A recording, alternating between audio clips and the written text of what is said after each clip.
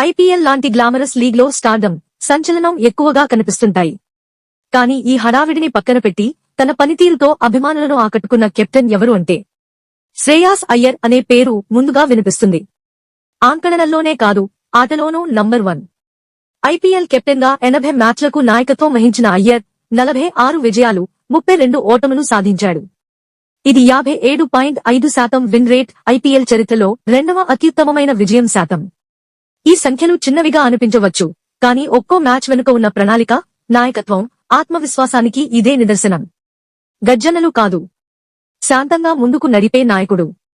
ఈ తరంలో చాలా మంది కెప్టెన్లు మాటలతో, ఎమోషన్లతో వార్తల్లో నిలుస్తారు. కానీ శ్రేయాస్ అయ్యర్ మాత్రం ఒక స్పెషల్ కెప్టెన్. వివాదాలు లేకుండా, గర్వం లేకుండా తన ఆటతీరుతో ముందుకు వెళ్లే నాయకుడు. ఢిల్లీ క్యాపిటల్స్ ను మార్చిన నాయకత్వం. ఐపీఎల్లో ఢిల్లీ క్యాపిటల్స్ ఓడిపోతూ ఉండగా అయ్యర్ కెప్టెన్ అయ్యాడు. కానీ అతడి నాయకత్వంలో జట్టు ప్లేఆఫ్స్ కి, చివరికి ఫైనల్ వరకు కూడా వెళ్ళింది. ఇది ఏకంగా జట్టు మానసికతను మార్చగల గొప్ప నైపుణ్యం. ఈ తరం యువ కెప్టెన్లకు ఆదర్శం. అతని శైలి ఆధునికం, కానీ అంతరంగా శాంతంగా ఉంటుంది. అతడు గట్టిగా అరవలేదనుకోండి, కానీ గుండె నిండా ఆత్మవిశ్వాసం ఉంటుంది. అతని ఆటతీరు తక్కువ మాటలు, ఎక్కువ ఫలితాలు అనే మార్గాన్ని చూపుతుంది.